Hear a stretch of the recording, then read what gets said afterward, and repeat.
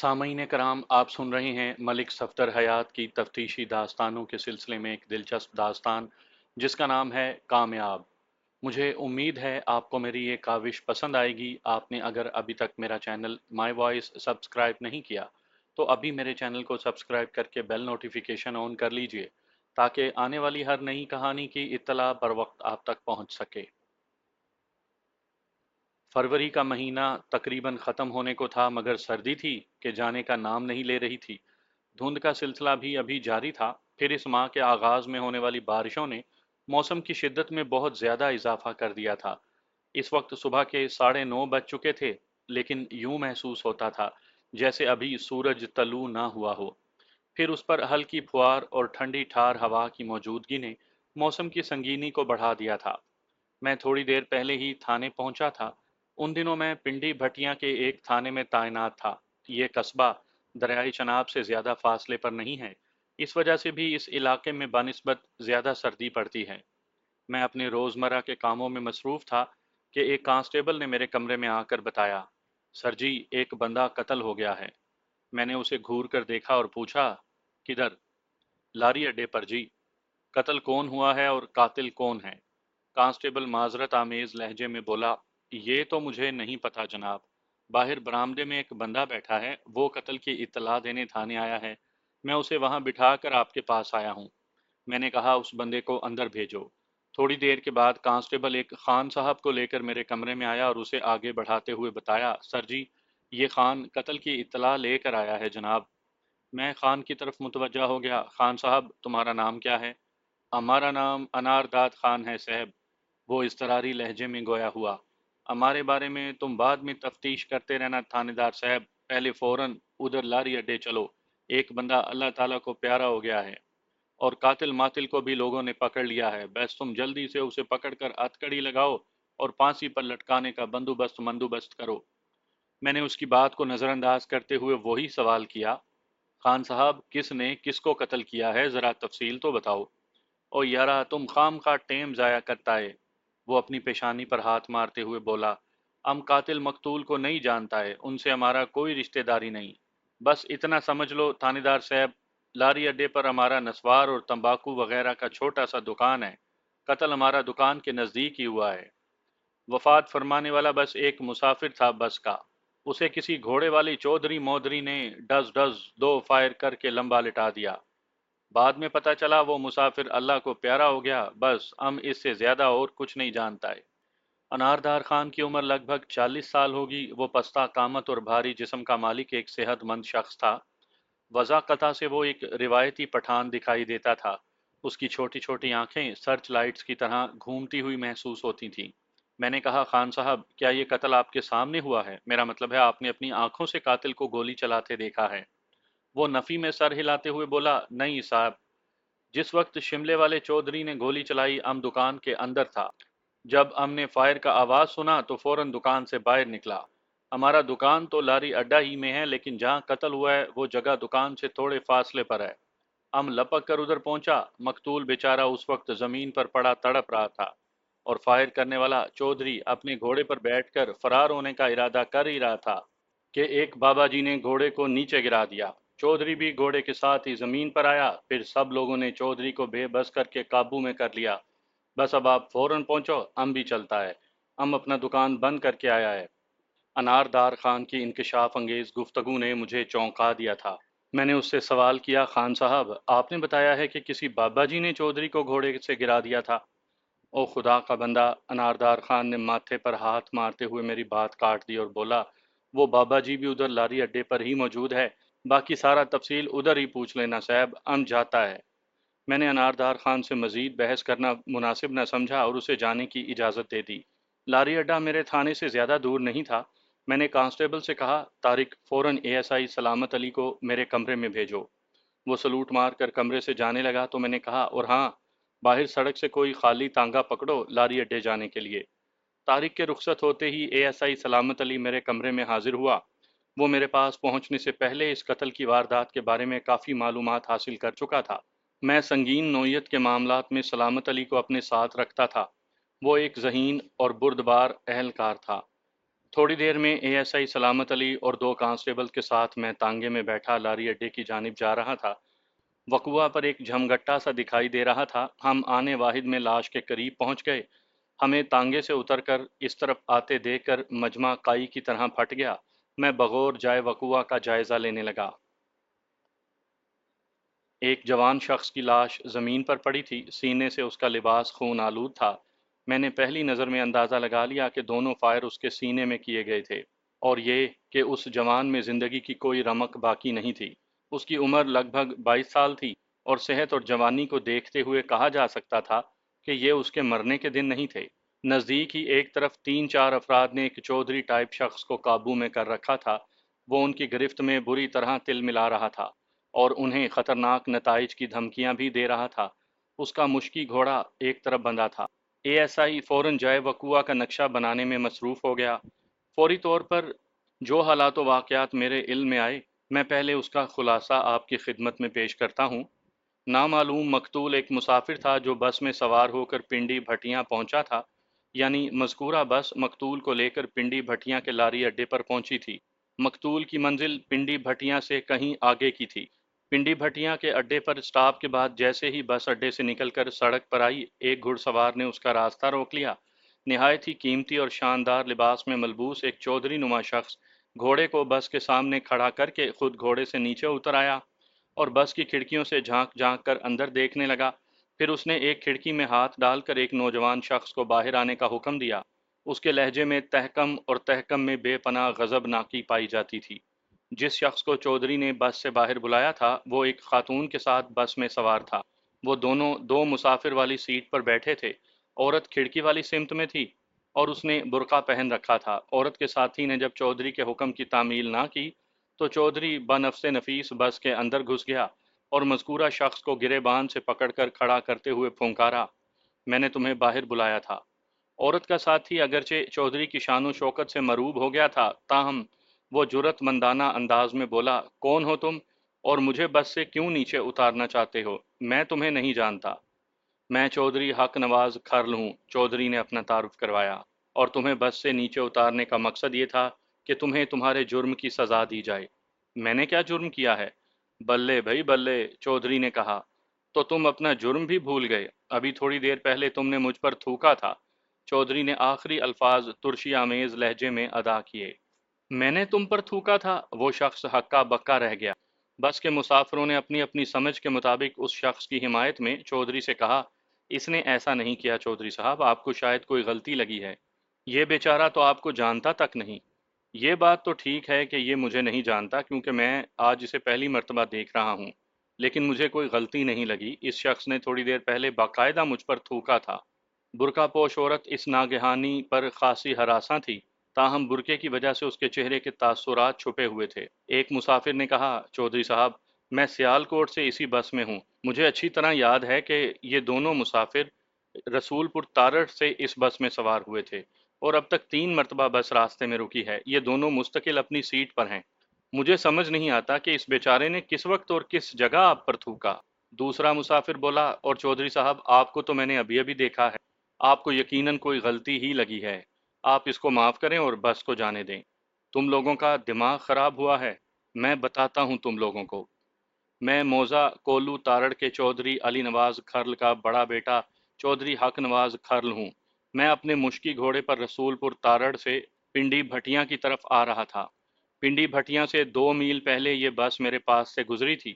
میں اس وقت پکی سڑک کے ساتھ ساتھ کچے میں گھوڑا دوڑا رہا تھا۔ عین اس وقت جب بس مجھے اوورٹیک کر رہی تھی، اس نامراد نے کھڑکی میں سے منہ نکال کر مجھ پر تھوکا تھا۔ پھر چودھری نے اس شخص کو ایک جھٹکا دیا اور کہا، بس خاصی تیز رفتاری سے جا رہی تھی، تاہم میں نے اس کا تعاقب جاری رکھا اور یہاں آ کر میں بس کو روکنے میں کامیاب ہو گیا ہوں۔ اب آئی کچھ سمجھ میں بات؟ عورت کے ساتھی شخص نے قدرے سہمی ہوئی آواز میں کہا، ہاں مجھے یاد ہے، میں نے کھڑکی سے باہر تھوکا تو تھا، لیکن مجھے کیا پتا تھا کہ وہ تھوک آپ پر جا گرے گا؟ تمہیں پتا نہیں تھا؟ چودھری نے دانت کچکچاتے ہوئے زہریلے لہجے میں کہا، یہی بات بتانے کے لیے تو میں تمہیں بس سے باہر لے کر جا رہا ہوں۔ تمہاری 7 پشتوں کو بھی پتا چل جائے گا کہ چودھری حق نواز کھرل پر تھوکنے کا انجام کیا ہوتا ہے۔ ایک مسافر نے حمایتی انداز میں کہا، چودھری صاحب غصہ جانے دیں، جو کچھ ہوا اس میں اس شخص کا کوئی قصور نہیں، آپ اس کو معاف کریں، اللہ بھی تو بڑے سے بڑا گناہ معاف کر دیتا ہے، یہ بیچارہ تو پھر بے قصور ہے۔ چودھری ایک انا گزید اور فرعون صفت شخص تھا، اسے سمجھانے بجھانے کا اس پر الٹا اثر ہوا۔ وہ اپنے شکار کو کھینچتے ہوئے رعونت آمیز لہجے میں پھنکارا، اللہ یقیناً معاف کر دیتا ہے لیکن بندہ معاف نہیں کرتا۔ میں بھی اس بدبخت کو ایسا سبق سکھاؤں گا کہ اس کی آنے والی نسلیں تک یاد کر کے کانپ اٹھیں گی۔ اس گھٹیا شخص نے چودھری حق نواز سے متھا لگایا ہے۔ بس ہی میں ایک سمجھدار اور بردبار شخص بھی سوار تھا، غالباً وہ ایک پڑھا لکھا اور سرد و گرم چشیدہ انسان تھا۔ اس نے کہا، چودھری صاحب، اس بے بس شخص نے آپ سے متھا نہیں لگایا، بس وہ ایک اتفاق تھا۔ آپ اس ناخوشگوار واقعے کو بھولنے کی کوشش کریں۔ یہ کوئی معمولی واقعہ نہیں، چودھری بولا، بھری بس کے سامنے میری بے عزتی ہوئی ہے۔ اسی شخص نے کہا، چودھری صاحب، اس میں بے عزتی والی کون سی بات ہے؟ ہم سب آپ کے لیے اجنبی ہیں، نہ آپ ہمیں جانتے ہیں اور نہ ہی ہم آپ سے واقف ہیں۔ ویسے بھی اگر آپ اس واقعے کو اچھالنے کی کوشش نہ کرتے تو ہمیں تو اس بارے میں کچھ پتہ بھی نہ چلتا۔ آپ نے تو خود بس روک کر اس معاملے کو ہم تک پہنچایا ہے۔ زیادہ عقل مند بننے کی کوشش نہ کرو، چودھری نے اس مرد معقول کی طرف دیکھتے ہوئے دھمکی آمیز لہجے میں کہا۔ ابھی ایک آواز دوں گا تو درجنوں لوگ اکٹھے ہو جائیں گے۔ دور دور تک میرا دبدبا ہے۔ جب تک میں اسے اس کے کیے کی سزا نہیں دے لوں گا، اس وقت تک مجھے چین نہیں آئے گا۔ پھر وہ اسے دھکا دیتے ہوئے بولا، چل اوئے آگے لگ۔ عجیب بد دماغ اور کمینہ خصلت چودھری تھا۔ ان دونوں کی سیٹ بس کے دروازے کے قریب تھی۔ چودھری نے اس کو باجبر بس سے نیچے اتار لیا۔ ان کے ساتھ ہی بہت سے مسافر بھی بس سے باہر نکل آئے اور چودھری کو اپنے تئیں سمجھانے کی کوشش کرنے لگے، مگر شاید چودھری کا برا وقت آن پہنچا تھا، اس پر کسی کی نصیحت کا اثر نہیں ہو رہا تھا۔ چودھری نے باقاعدہ اسے مارنا شروع کر دیا۔ لوگ زبانی کلامی چودھری کو اس کی زیادتی سے باز رکھنے کی تلقین کرتے رہے، تاہم کسی نے ان کے بیچ میں آنے کی کوشش نہیں کی۔ ایک دو تھپڑ کھانے کے بعد وہ شخص سنبھل گیا۔ صحت اور طاقت میں وہ کسی بھی طرح چودھری سے کم نہیں تھا۔ وہ تو چودھری کا روب اور دبدبا تھا جو وہ ابھی تک پٹ رہا تھا، ورنہ جواباً وہ بھی چودھری کا حشر نشر کر سکتا تھا، اور پھر اس نے ایسا ہی کیا۔ دیکھتے ہی دیکھتے بازی پلٹ گئی۔ جو پہلے پٹ رہا تھا اب پیٹ رہا تھا۔ تھوڑی ہی دیر کے بعد چودھری کو دن میں تارے نظر آ گئے۔ بس کے مسافر اب بڑی دلچسپی سے یہ دنگل دیکھ رہے تھے۔ جب چودھری حق نواز کی درگت خاصی ذلت آمیز ہو گئی تو اس نے اچانک اپنی واسکٹ کی اندرونی جیب سے ریوالور نکال لیا۔ اس وقت چودھری زمین پر گرا ہوا تھا اور وہ مسافر پوری طرح اس پر چھایا ہوا تھا۔ پھر اس سے پہلے کہ وہ چودھری کے ہاتھ میں ریوالور دیکھ کر اپنا بچاؤ کر پاتا، چودھری نے یکے بعد دیگرے دو فائر کر دیے۔ مسافر کا سینہ خون اگلنے لگا اور دونوں ہاتھوں سے چھاتی کو تھام کر وہ زمین بوس ہو گیا۔ اس اچانک بدلتی ہوئی صورتحال نے وہاں موجود ہر شخص کو گویا پتھر کا بنا دیا۔ اس موقع سے فائدہ اٹھاتے ہوئے چودھری حق نواز کھرل اپنے گھوڑے کی جانب بڑھا۔ وہ گھوڑے پر سوار ہوا اور اس سے پہلے کہ اس کا گھوڑا ہوا سے باتیں کرنے لگتا، ایک تعجب آمیز واقعہ رونما ہوا۔ چودھری اپنے گھوڑے سمیت الٹ کر زمین پر آ گرا، اسی زمین پر جہاں ایک دوسرا انسان جان کنی کے عالم میں پڑا تڑپ رہا تھا۔ اگلے ہی لمحے سب کو ہوش آ گیا اور پھر فوراً ہی ان کی سمجھ میں یہ بات بھی آ گئی کہ چودھری اور گھوڑے کو کون سی اندیکھی قوت نے خاک چاٹنے پر مجبور کر دیا۔ سب کی نظریں اس 50 سالہ نظام دین پر لگی تھی جس کی ہمت اور حاضر دماغی نے وہ کرشمہ دکھایا تھا۔ دراصل جب چودھری نے وہاں سے فرار ہونے کی کوشش کی تھی، عین اسی وقت بابا نظام دین نے اپنے ہاتھ میں پکڑی ہوئی لاٹھی گھوڑے کی ٹانگوں میں پھنسا دی۔ اس لاٹھی اور بابا نظام دین میں طویل رفاقت تھی۔ ایسے کیا بٹر بٹر دیکھ رہے ہو تم سب؟ بابا نظام دین نے باری باری وہاں موجود تمام افراد کو کہا، فوراً اس قاتل چودھری کو پکڑو۔ اس موقع پر اناردار خان بھی وہاں پہنچ چکا تھا۔ نظام دین کی ترغیب پر وہ بھی فوراً لپک کر ہمیں اطلاع دینے تھانے چلا آیا، اور اب ہم یہاں جائے واردات پر تھے۔ میرے اشارے پر اے ایس آئی وہاں پہنچتے ہی قاتل چودھری حق نواز کو ہتھکڑی لگا چکا تھا۔ اس کے بعد ہی وہ جائے واردات کا نقشہ بنانے میں مصروف تھا۔ تاہم اب وہ اپنا کام ختم کر چکا تھا۔ یہ تھے وہ حالات جو جائے وقوع پر پہنچنے کے فوراً بعد مجھے معلوم ہوئے تھے۔ لاش کا معائنہ اور انتہائی ہنگامی نوعیت کے ضروری اقدامات کرنے کے بعد میں نے وہاں موجود بس کے ڈرائیور سے پوچھا، مقتول کی ساتھی عورت کہاں ہے؟ ڈرائیور کا نام مشتاق اور عمر 45 کے قریب تھی۔ اس نے جواب دیا، وہ برقے والی بی بی ادھر بس کے اندر ہے جی، بے ہوش۔ بے ہوش؟ جی وہ بے ہوش ہے۔ وہ کیسے بے ہوش ہو گئی؟ میں نے بس کی جانب بڑھتے ہوئے کہا۔ جیسے ہی اس نے اپنے ساتھی کو گولی کھا کر گرتے دیکھا وہ غش کھا کر گر پڑی اور فوراً بے ہوش ہو گئی۔ ڈرائیور نے بتایا ہم نے بڑی مشکل سے اسے اٹھا کر بس کے اندر پہنچایا، وہ بس کی سب سے آخری سیٹ پر پڑی ہے۔ میں نے پوچھا کیا دوسرے مسافروں کی طرح وہ بھی بس سے نیچے اتری تھی؟ جی، وہ ایک طرف کھڑی لڑائی دیکھ رہی تھی۔ پھر جیسے ہی چودھری نے فائر کیا تو اس عورت کی چیخ نکلی اور یہ ایک دم دھڑام سے زمین پر آ گری۔ اس وقت سے یہ اب تک بے ہوش ہے۔ میں نے اس عورت کا جائزہ لیا، وہ بدستور بے ہوش۔ بس ڈرائیور نے کہا تھانے دار صاحب آپ نے جو بھی کارروائی کرنی ہے جلدی جلدی کریں، ہمیں جانے کی اجازت دیں۔ اس کی بات خاصی معقول تھی، تاہم میں ضروری کارروائی کے بغیر اسے جانے کی اجازت نہیں دے سکتا تھا۔ میں نے سرے دست مقتول کی لاش کو ضلعی ہسپتال بھجوایا تاکہ اس کا پوسٹ مارٹم ہو سکے، اور مقتول کی ساتھی بے ہوش عورت کو ضروری طبی امداد کے لیے مقامی ہسپتال روانہ کر دیا۔ اس کے بعد میں نے بس کے مسافروں وغیرہ کی جانب متوجہ ہو کر پوچھ تاچھ شروع کر دی۔ وہ بس سیالکوٹ اور سرگودا کے درمیان چلتی تھی، اور اس وقت وہ سیالکوٹ سے سرگودا جا رہی تھی۔ مسافروں کے بیانات بڑی حد تک آپس میں ملتے جلتے تھے۔ میں نے بس کے ڈرائیور مشتاق احمد سے کہا کہ تم اپنا اور بس کنڈکٹر نذیر حسین کا مجھے نام پتہ نوٹ کروا دو، گواہی کے لیے کسی بھی وقت تمہاری ضرورت پیش آ سکتی ہے۔ ہم مزدور لوگ ہیں تھانے دار صاحب، کنڈکٹر نے کہا، ہمیں گواہی وغیرہ کے چکر میں نہ ڈالیں، جو پوچھنا ہے یہیں پوچھ لیں۔ اوے نام معقولو، جب کسی بیان پر تمہارے انگوٹھے لگ جائیں گے یا تمہارے انگوٹھوں والے کاغذات پر تمہارے بیان لکھ دیے جائیں گے تو پھر تم کس طرح عدالتی چکروں سے بچو گے؟ گواہی تم پر لازمی ہو جائے گی۔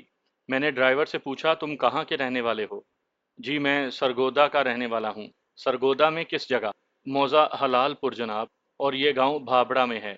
میں بھابڑا ایک بار جا چکا تھا، بھابڑا سرگودا کا سرحدی قصبہ ہے۔ میں نے مشتاق ڈرائیور کا نام اور پتہ اپنی ڈائری میں نوٹ کر لیا اور اسے چھوڑ کر کنڈکٹر کی طرف متوجہ ہوا۔ شاید میں بتانا بھول گیا ہوں کہ مقتول کی جامعہ تلاشی لی جا چکی تھی۔ اس کے لباس کی تلاشی سے 500 روپے اور ایک ایڈریس برآمد ہوا تھا۔ ایڈریس کسی ارشاد حسین نامی شخص کا تھا جو موزہ نور پور نون بھلوال ضلع سرگودا کا رہنے والا تھا۔ مقتول کی بے ہوش ہونے والی ساتھی نے خاصا قیمتی جوڑا پہن رکھا تھا اور طلائی زیورات سے لدی پھندی تھی۔ پہلی نظر اور اندازے میں وہ میاں بیوی لگتے تھے، ایسے میاں بیوی جن کی نئی نئی شادی ہوئی ہو۔ میں نے کنڈکٹر سے پوچھا نذیرے تم کہاں کے رہنے والے ہو؟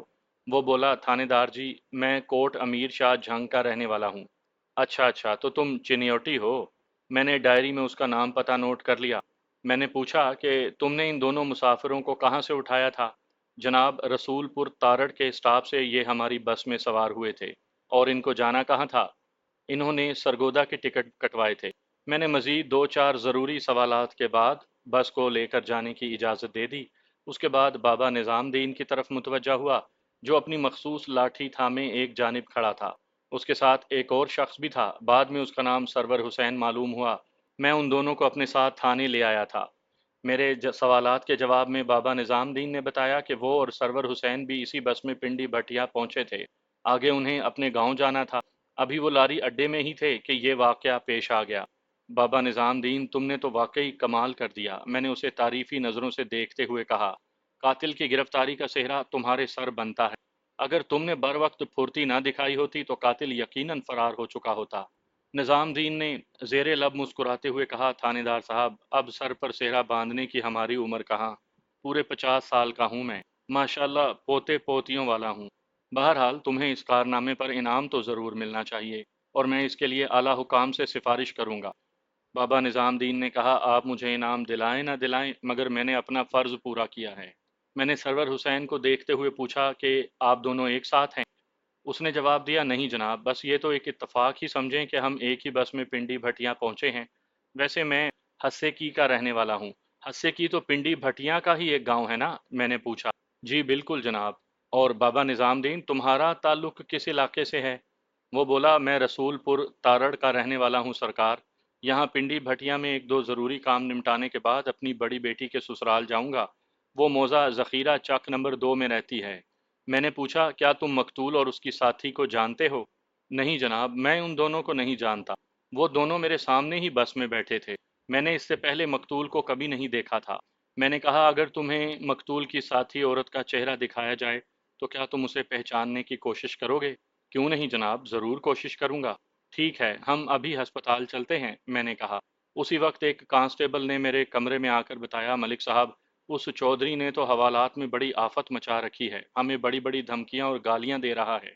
اچھا، میں نے غصے کو ضبط کرتے ہوئے کہا، تم ہیڈ کانسٹیبل جابر خان کو میرے پاس بھیجو۔ تھوڑی ہی دیر کے بعد جابر خان میرے پاس تھا۔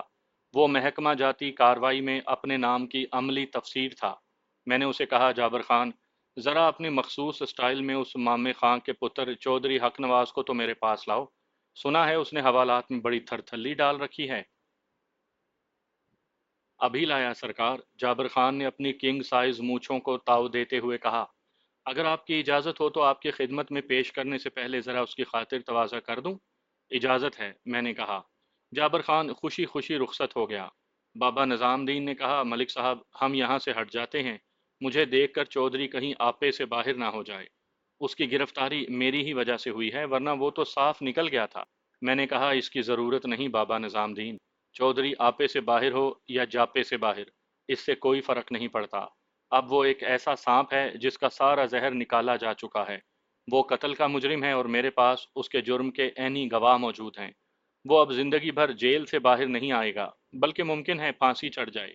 جناب، یہ چودھری اور جاگیردار بڑے اثر و رسوخ والے ہوتے ہیں، سرور حسین نے کہا۔ ان کی پہنچ بہت اوپر تک ہوتی ہے، جیلیں اور تھانے ان کا کچھ نہیں بگاڑ سکتے۔ میں نے کہا، سرور حسین، تمہاری بات میں اگرچہ وزن ہے، لیکن ہر معاملے میں ایسا نہیں ہوتا۔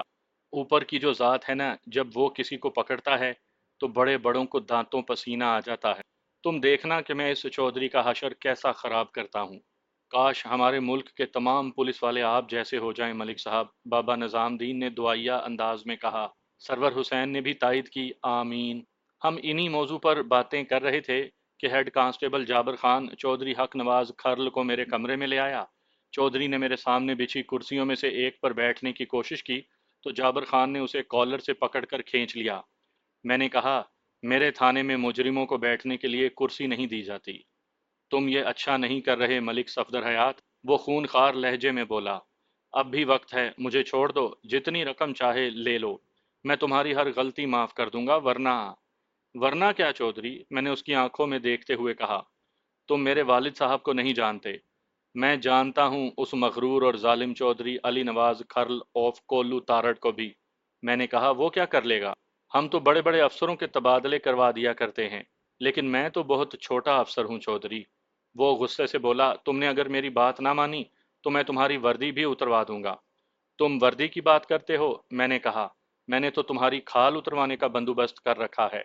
تم نے درجن بھر افراد کے سامنے ایک معصوم اور بے خطا شخص کے خون میں ہاتھ رنگے ہیں چودھری۔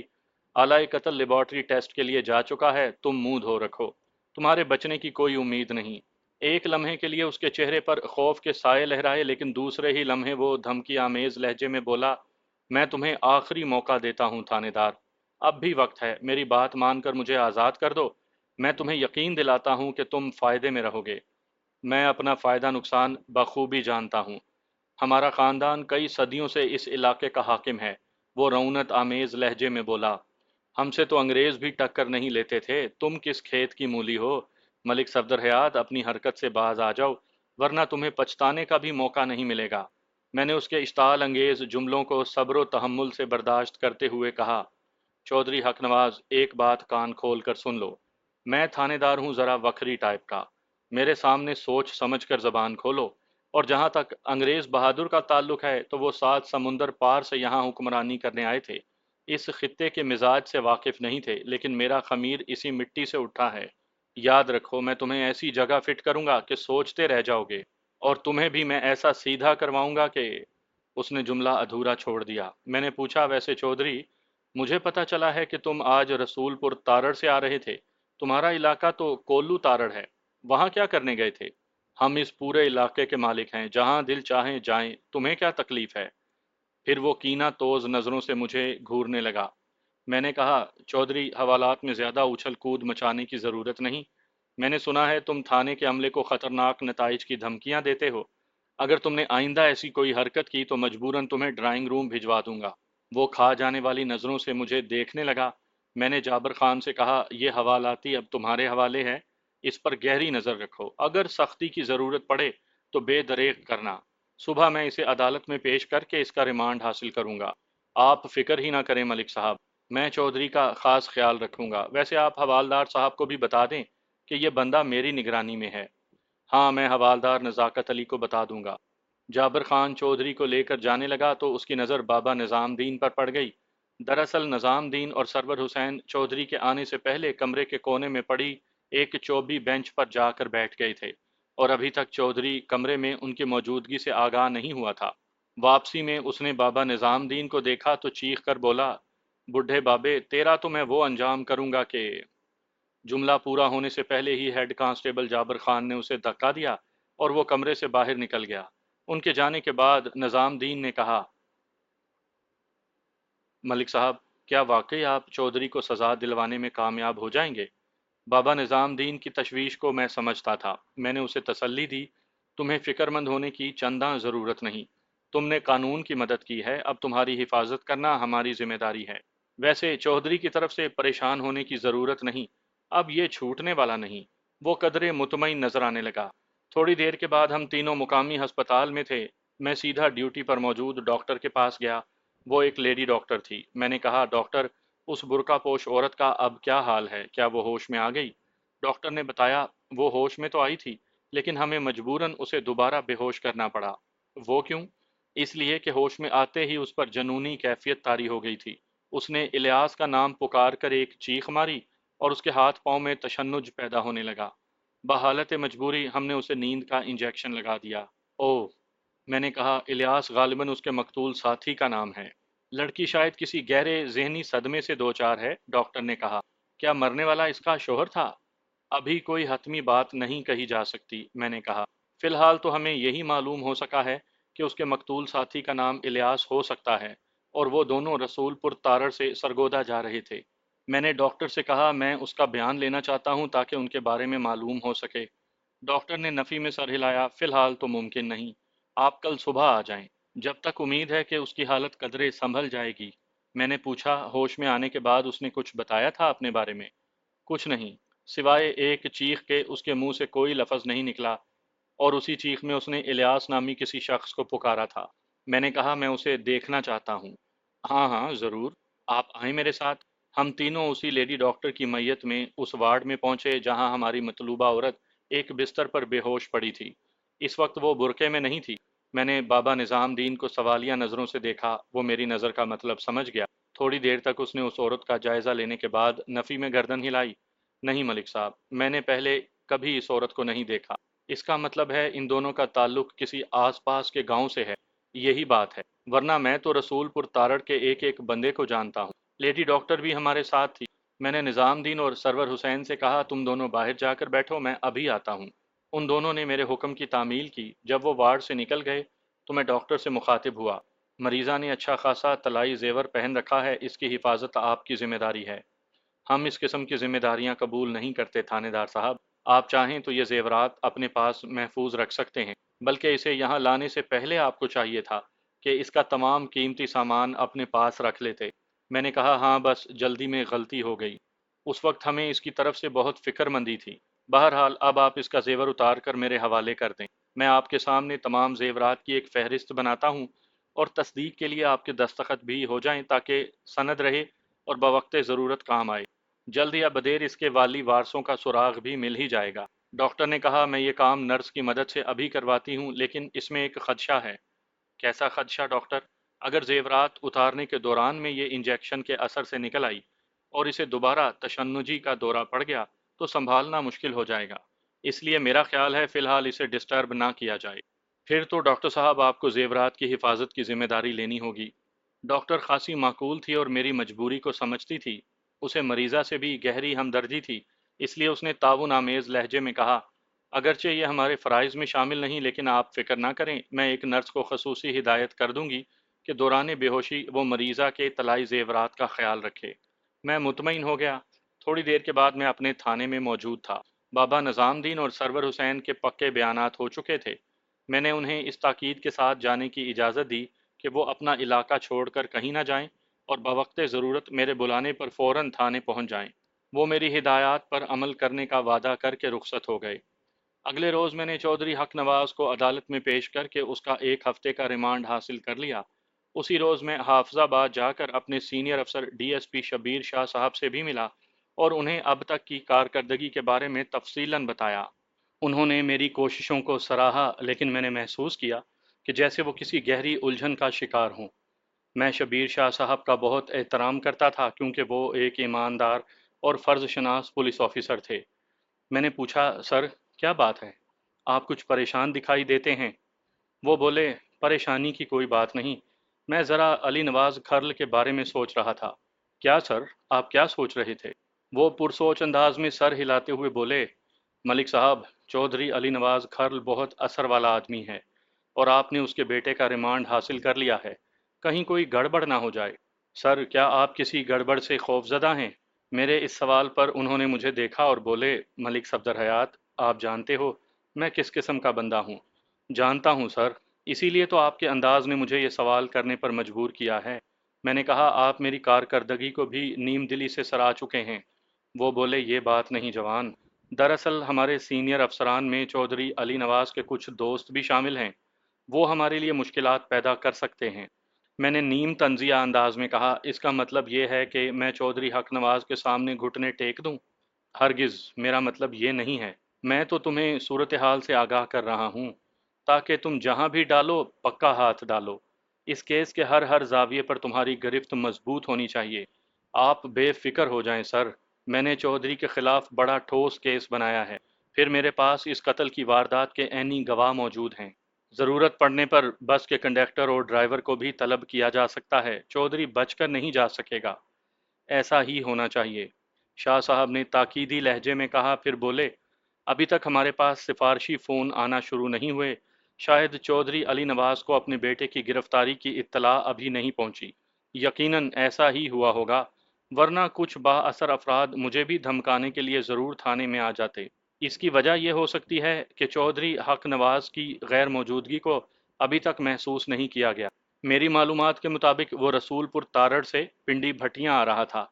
पता नहीं वो कब से रसूलपुर तारड़ में था और पिंडी भटियां में किसके पास आया था, लेकिन ज़्यादा देर तक उसकी गिरफ्तारी उसके ताल्लुकदारों से छुपी नहीं रह सकती। लेकिन मुझे कोई फिक्र नहीं, मैंने जो करना था वो कर डाला। चौधरी हक नवाज अदालती रिमांड पर मेरी कस्टडी में है। अब तो उसके हमदर्दों को भी जो कार्रवाई करनी होगी उसके लिए उन्हें अदालत का दरवाज़ा ही खटखटाना पड़ेगा। चौधरी थाने से तो छूट नहीं सकेगा। हाँ, ये बात तो है, अगर तुम्हारा केस मजबूत और जानदार हुआ तो उसे सेशन कोर्ट ज़रूर सज़ा हो जाएगी, लेकिन उन्होंने जुमला अधूरा छोड़ दिया। मैंने जल्दी से कहा, लेकिन क्या सर? मलिक सफदर हयात, तुम जैसे हौसलामंद और फ़र्ज़शनास नौजवान पुलिस एहलकारों को देखकर मुझे बहुत खुशी होती है। मेरी दुआ है कि अल्लाह तुम्हें इस केस में पूरी तरह कामयाब करे और तुम्हें चौधरी अली नवाज खर्ल की नज़र बद से बचाए। आमीन, मैंने बेसाख्ता कहा। फिर पूछा, सर, आप कुछ ज़्यादा ही मायूसी की बातें नहीं कर रहे आज? ये मायूसी नहीं, तल्ख हकाइक हैं। शरीफ और माकूल आदमी अपने मुकदमे की पैरवी के लिए वकील करता है, जबकि चौधरी नवाज अली खर्ल जैसे जालिम और ताकतवर लोग डायरेक्ट जज करते हैं। मैं फिर कहूँगा, अल्लाह तुम्हें इन चौधरियों की ख़तरनाकियों से महफूज रखे। मैं एक बार फिर आमीन कहूँगा शाह साहब, और ये भी कहूँगा कि मैं कभी जालिम और नाइंसाफ़ चौधरी से खौफजदा नहीं हुआ। मैंने हमेशा ऐसे लोगों को अपने जूते की नोक पर रखा है। मैं सब कुछ ऊपर वाले पर छोड़ता हूँ। उस काजी की अदालत से मुझे कभी मायूसी नहीं हुई। मैं तुम्हें अच्छी तरह जानता हूँ मलिक सफदर हयात, डीएसपी शबीर शाह साहब ने तारीफी अंदाज में कहा। मेरी दिली ख्वाहिश है कि हमारे डिपार्टमेंट में तुम जैसे चंद जवान और आ जाएं ताकि हमारी बदी की कुव्वतों का डट कर मुकाबला कर सकें।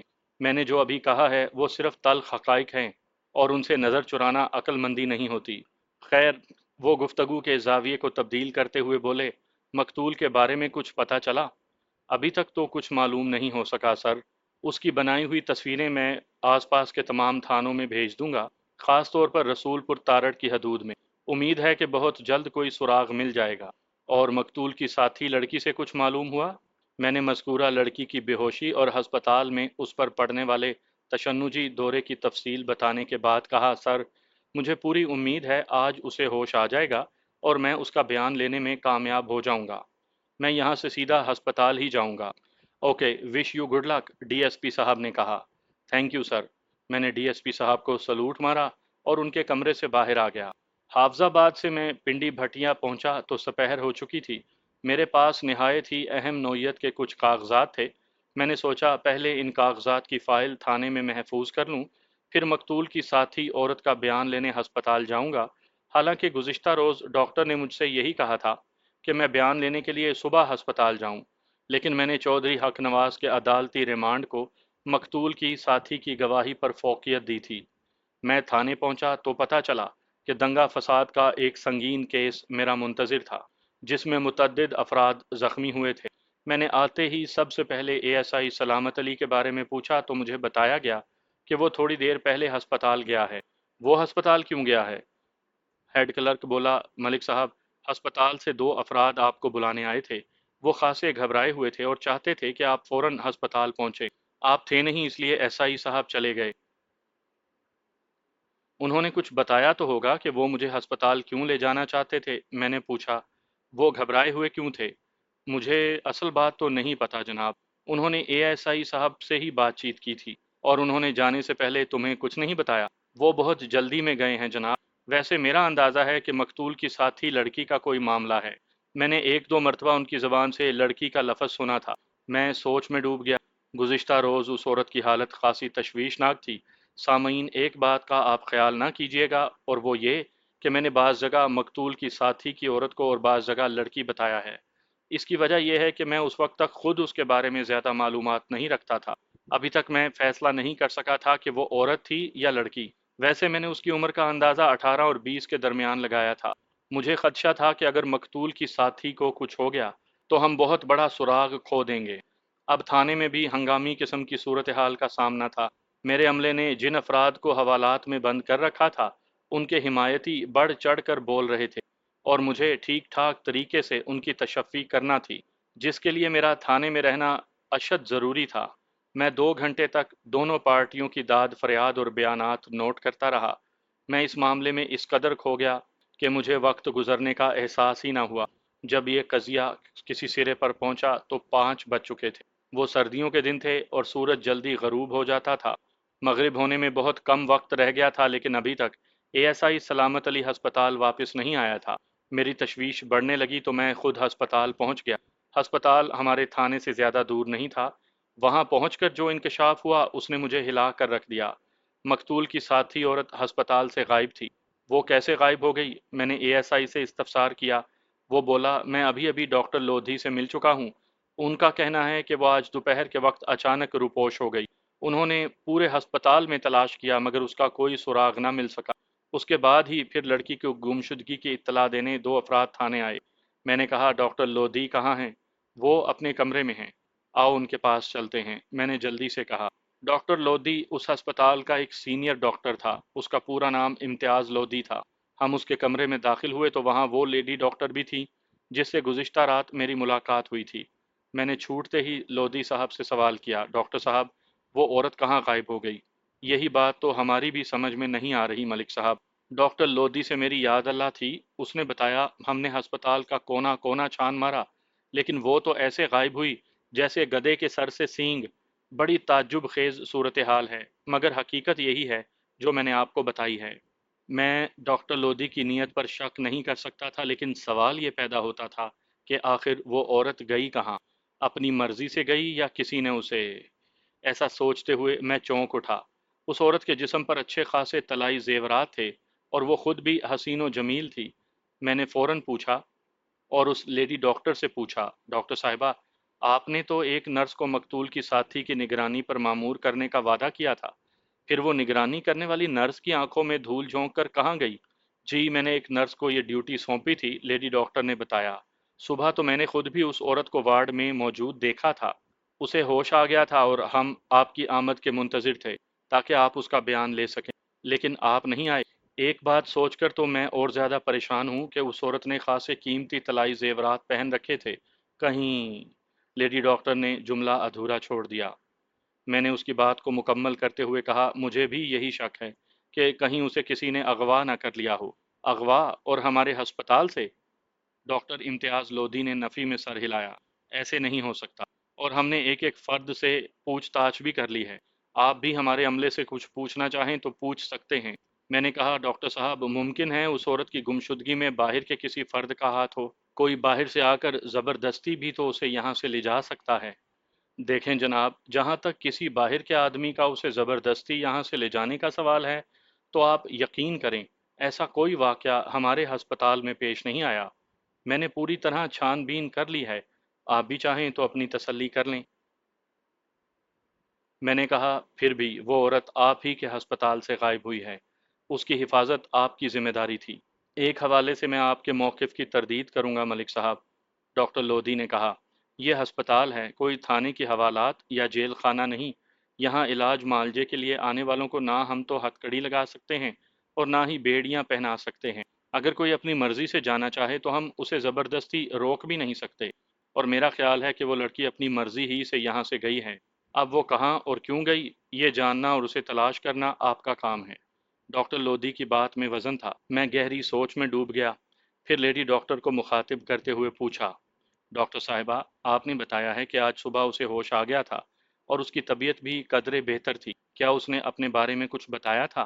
مجھ سے تو اس کی کوئی بات چیت نہیں ہوئی، دراصل آج میں بہت مصروف رہی ہوں۔ البتہ نرس شبانہ سے اس کی مختصر گفتگو ہوئی تھی اور اسی کی زبانی مجھے اس عورت کا نام شہناز پتہ چلا تھا۔ اوہ، کیا میں آپ کے ہسپتال کی نرس شبانہ سے مل سکتا ہوں؟ ضرور، لیڈی ڈاکٹر نے کہا اور اٹھتے ہوئے بولی، میں اسے ابھی یہاں بھیجتی ہوں۔ لیڈی ڈاکٹر کے جانے کے بعد ڈاکٹر امتیاز لودھی نے کہا، ممکن ہے نرس شبانہ سے آپ کو کوئی اہم بات معلوم ہو جائے۔ ویسے میں نے بھی شبانہ سے بات کی تھی مگر مجھے کوئی ٹپ یا کلو نہیں ملا۔ اسی وقت ایک پستہ قامت عورت کمرے میں داخل ہوئی۔ اس کی یونیفارم کو دیکھتے ہی میں نے اندازہ لگا لیا کہ وہ کوئی نرس ہو سکتی تھی۔ میرے اندازے کی تصدیق ڈاکٹر لودھی نے کر دی۔ ملک صاحب، یہ شبانہ ہے، نرس شبانہ۔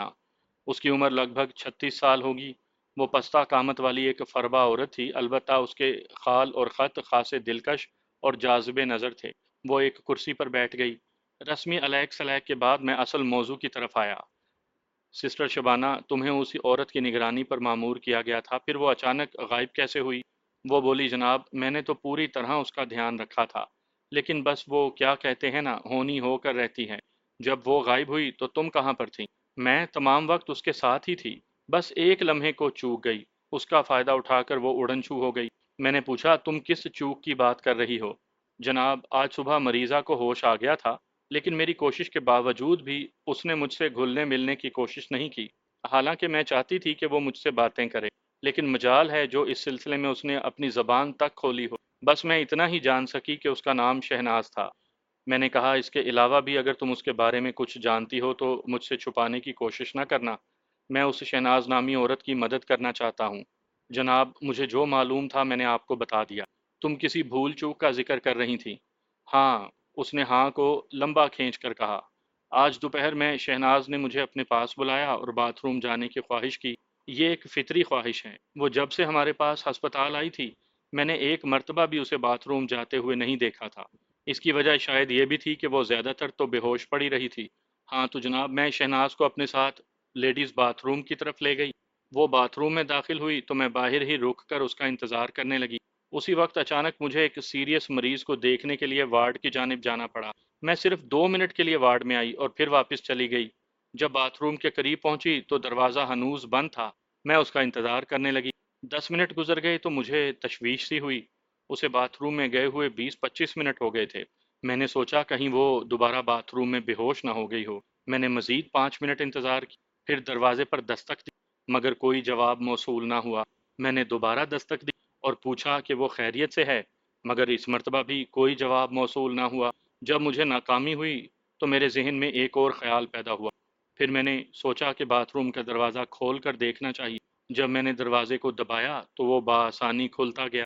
اسی وقت مجھے حیرت کا شدید جھٹکا لگا، کیونکہ باتھ روم اندر سے خالی تھا، وہاں شہناز کا نام و نشان تک نہیں تھا۔ میرے حواس بحال ہوئے تو میں نے اپنے سینئرز کو صورتحال سے آگاہ کیا۔ اس کے بعد ہم نے پورے ہسپتال میں اسے تلاش کیا، لیکن وہ حیرت انگیز طور پر کہیں بھی نہ ملی۔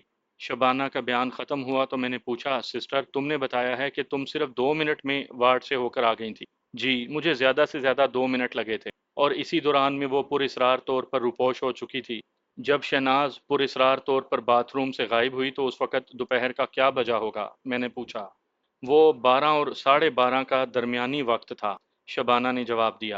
اچھا مجھے یہ بتاؤ شبانہ، جب آج دوپہر کو وہ تمہارے ساتھ باتھ روم کی طرف گئی تو کیا اس وقت بھی شبانہ نے وہ تمام زیورات پہن رکھے تھے؟ جی بالکل، اس نے ایک لمحے کے لیے بھی وہ زیورات اپنے بدن سے علیحدہ نہیں کیے تھے۔ اس کا مطلب ہے زیورات بھی اسی کے ساتھ غائب ہو گئے ہیں۔ ڈاکٹر لودھی نے کہا، تھانے دار صاحب، آپ کو وسیع پیمانے پر اس کی تلاش کا بندوبست کرنا ہوگا۔ وہ بندوبست تو ہم ضرور کریں گے، میں نے کہا، لیکن آپ سے بھی بھرپور تعاون کی اپیل ہے۔ ہم ہر طرح کے تعاون کے لیے تیار ہیں۔ میں نے کہا، آپ کو شہناز کے بارے میں کوئی چھوٹی سے چھوٹی بات یا معمولی سے معمولی سا سراغ بھی ملے تو آپ پہلی فرصت میں مجھے اس سے مطلع کریں گے۔ میں نے نرس شبانہ سے پوچھا، سسٹر تم تو سائے کی طرح شہناز کے ساتھ تھیں، کیا اسے دوبارہ بھی وہ تشنجی دورہ پڑا تھا؟ نہیں جناب، وہ صبح سے اچھی خاصی تھی، بس بول کچھ نہیں رہی تھی۔ مزید دو چار سوالات کے بعد ہم ہسپتال سے واپس تھانے آ گئے۔ تھانے پہنچے تو اس وقت اندھیرا پھیل چکا تھا۔ اے ایس آئی سلامت بھی میرے کمرے میں ہی بیٹھ گیا۔ میں نے کہا، سلامت علی، مجھ سے ایک غلطی ہو گئی۔ کل جب میں بابا نظام دین کے ساتھ شہناز کو دیکھنے گیا تھا تو اس وقت مجھے اپنے ساتھ کسی فوٹوگرافر کو بھی لے کر جانا چاہیے تھا۔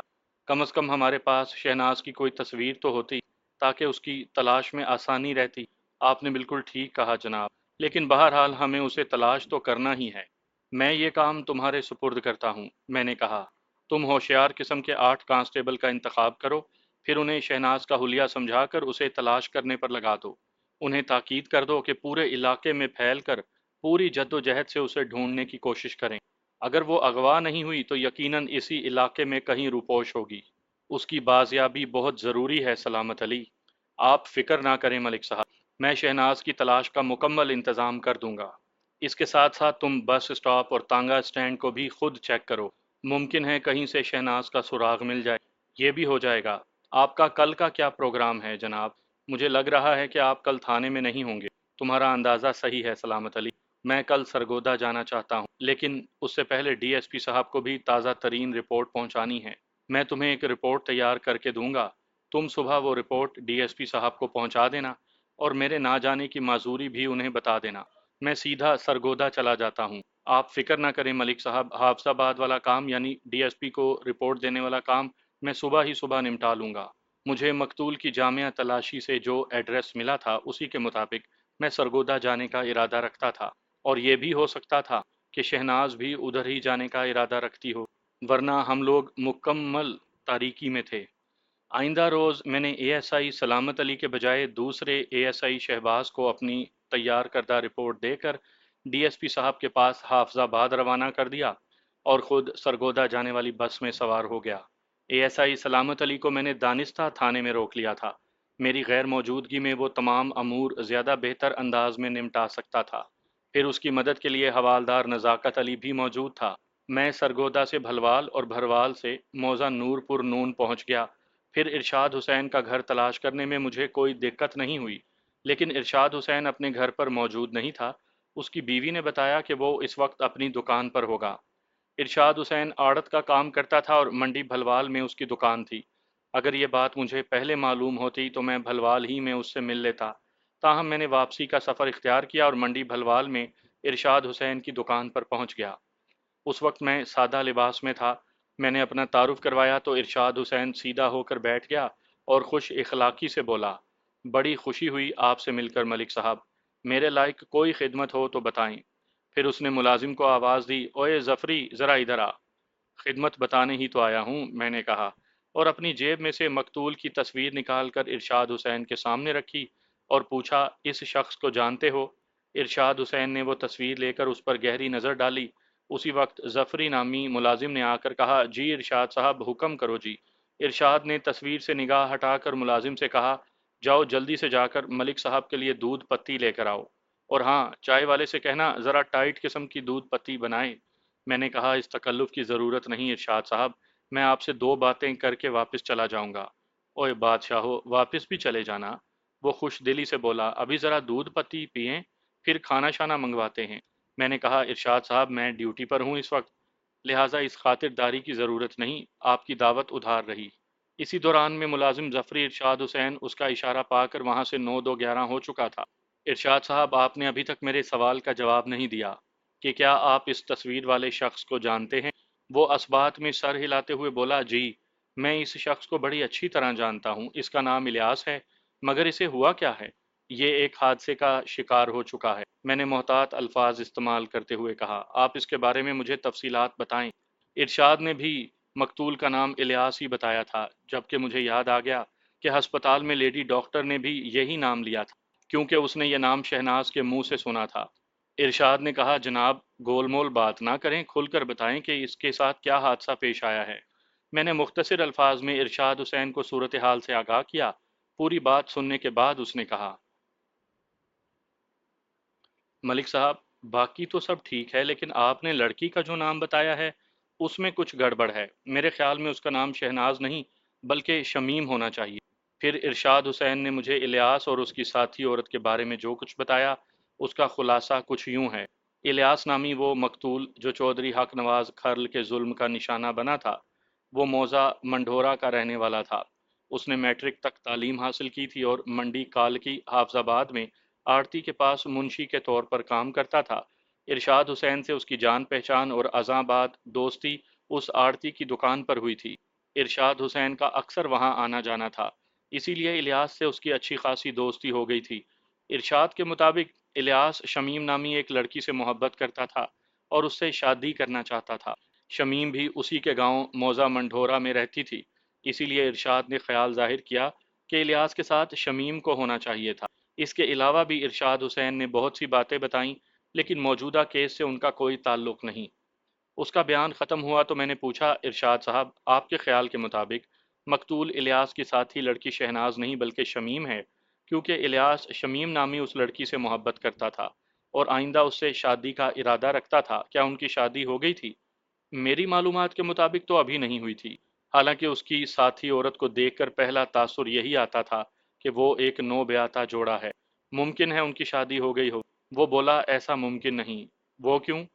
وہ اس لیے کہ اگر الیاس کی شادی ہوئی ہوتی تو وہ مجھے شادی میں شرکت کی دعوت ضرور دیتا۔